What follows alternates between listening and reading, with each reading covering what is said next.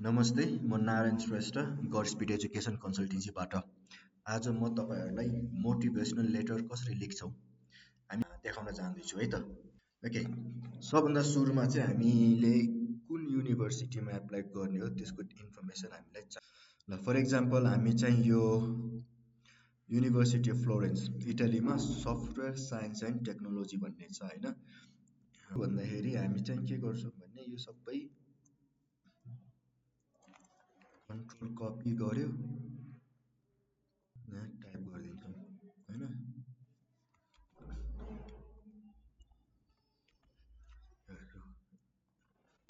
यहाँनिर के छ, मोटिभेसन लेटर। यहाँ के भनेछ, please write at least 1500 characters but no more than होइन।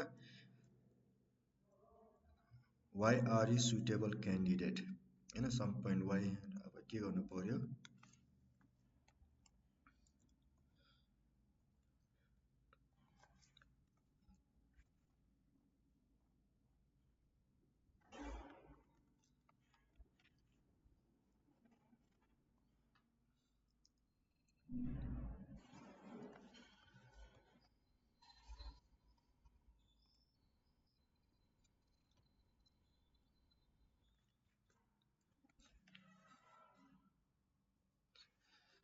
होइन।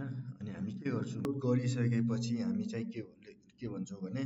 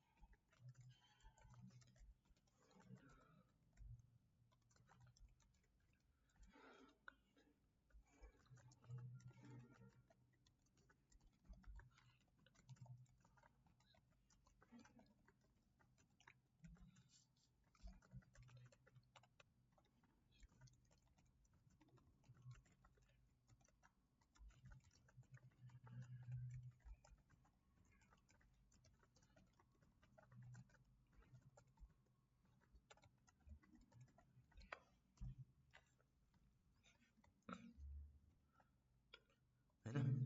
यसरी एउटा रफली मैले केही इमेजेस लेखेर चाहिँ गरिदिन्छु। यसरी एन्सरहरू आउँछ होइन। अनि यसलाई चाहिँ हामी एडिट गर्छौँ क्या है, यो आउँछ अनि यसलाई चाहिँ हामी आफ्नो हिसाबले एडिट गर्छौँ।